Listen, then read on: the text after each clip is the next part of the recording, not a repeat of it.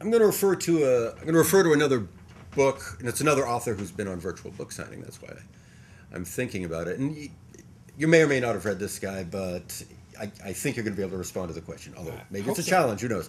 Michael Perman was on our program a couple years ago, and he wrote a great political history of the South, all through the Republic. Right. It's called Pursuit of Unity, and in that, Perman argues that the South has always put forth a political face of unity.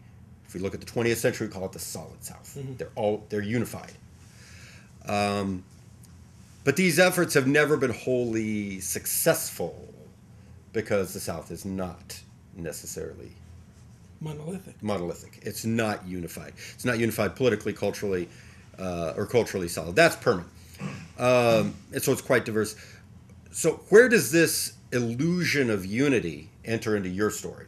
Where does the illusion of a solid South, 1861 to 1865, come into your story? Well, the idea that the South is solid, is of one mind, mm-hmm. is a project.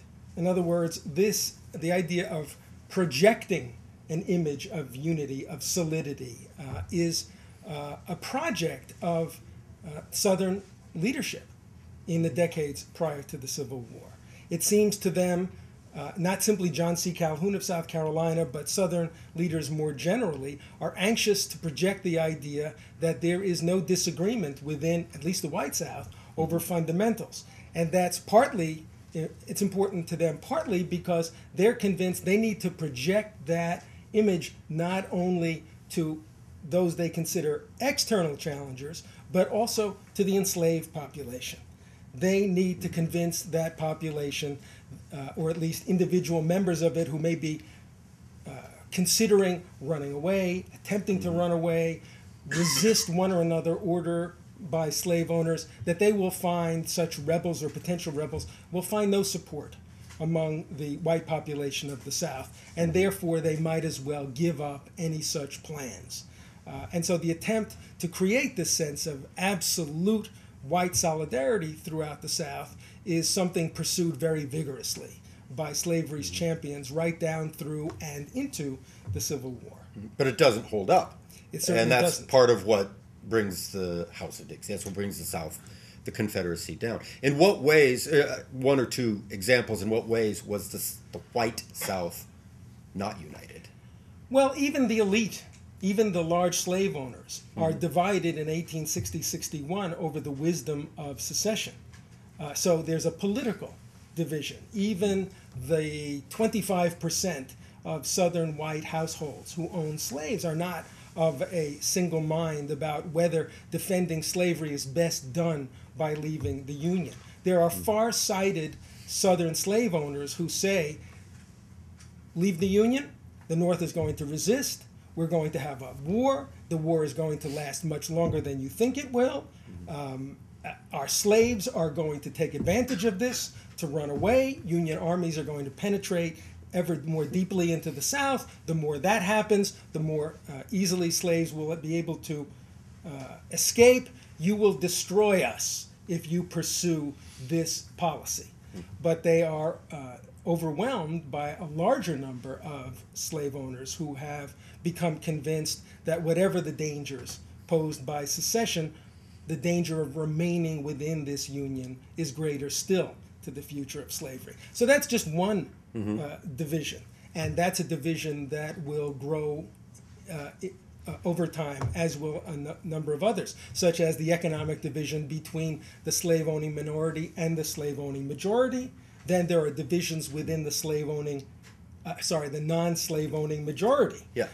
Some of them, especially those who live in the plantation districts, are as pro-slavery as those who actually own slavery. Others who live in the upcountry, the hills, the mountains, the plateaus of the South, who have less immediate stake in the plantation economy and have more reason, they believe, to resent the power and the way slave owners use their power in the South, are more alienated from slavery and the large masters. So there are indeed many more fissures in the white South than the leadership wishes to advertise. And the pressure of the war, the demands of the war, the burdens of the war, as the war proves lengthier and much more costly than virtually anybody anticipated, bear down upon this large non-slaveholding population and lead parts of it to more aggressively announce themselves opposed to the entire Confederate enterprise. And that will lead to episodes like the Richmond Bread Riot. Is that may not be a political, but it certainly is an important, Absolutely, an important occurrence, and maybe you'll tell us about it in a second. But I want to, is that Richmond Bread Riot a specific to Richmond problem, or is it indicative of something that is happening across the Confederacy at that time in the war? Right. The Bread Riot is the one that is best known, partly because it is the one most frequently captured in images. It's in northern publications, of course, Harper's Weekly. Large, for people who aren't familiar with the story, in 1863, a large group of women marched through the streets of Richmond, protesting the ever-rising price of bread, the central staple of the Southern diet, and demanding that bread be made available at a lower price. They are eventually confronted by the mayor of the city, the governor of the state. Jefferson Davis himself comes out along with a unit of reserve troops, and Davis threatens to have them fire into the ranks of this mostly female crowd. So that's the, and by the way, it should be said that the Davis administration does as well as it can to suppress that story and lets newspapers know that this is not something that belongs in their columns. But word gets out anyway through word of mouth. But meanwhile, similar things are happening elsewhere in the South as well, such as North Carolina, which has a series of similar riots, and elsewhere. There is a crisis of food prices and a crisis of inflation that is threatening especially urban dwellers with literal starvation, even as early as 1863. Okay. If there's anybody that's with us here in the shop today that has a question, let's go to a couple right here. Professor, do you think that those values promulgated by the South, social conservatism, militarism, racism, do you think that those values, which carry today, do you think those values have debased us as a nation? Well, I certainly do think the values you mention have debased us as a nation. I think it's putting more on the shoulders of the South than history and modern politics would justify to make the South centrally responsible for the existence of racism and conservatism and a number of the other factors that you mentioned.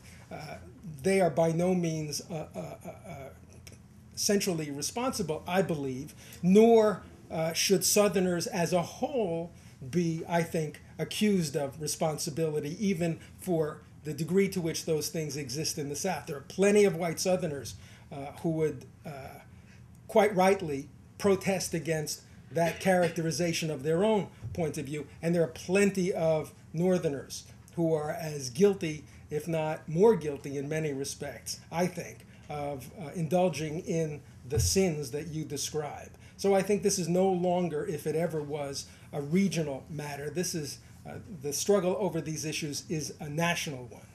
I'm thinking of the Southern strategy implemented by the Republicans during the Nixon administration and what that has done to us. Well, you're right, and I'm not trying to deny that successful attempts were made during the Nixon and later administrations to play on those negative ideas that exist within the South in order to strengthen the Republican Party in this case and win over what had once been a very large and thriving Southern Democratic Party, win over its supporters to the Republican Party, and virtually turn the Southern Democratic Party into a memory But that, what has come to be called Southern strategy, has also proved very potent in the North in turning a substantial number of Northern voters toward campaigns that advertise themselves in racist ways. So I take your point, but I'm trying simply to open it up a little bit more. I'm going to go to another question that came from the internet, and this is a good question because it opens the box on a particular topic that we're going to have to talk about, and that we always have to talk about since November, and certainly through the Oscar telecast. We're going to start talking about the movie. The recent movie Lincoln, and again, if you send us in your question, please put your name, where you are. We'd like to say hello to you. The recent movie Lincoln provides a keen insight into how the 13th Amendment came about and was the result of Lincoln's persistence, Lincoln's personal persistence. Without that persistence, likely slavery, slavery may have continued for many decades. The Civil War was not originated primarily on the question of slavery, correct? Question mark, correct. If you agree with that theory, Abraham Lincoln was the real shaker towards the elimination of slavery. And can you restate the real reason for the Civil War in your view? That's a nice small question. And you might want to put it into, part 1, part 2, A, B, C, outline it. So there's the rest of the afternoon.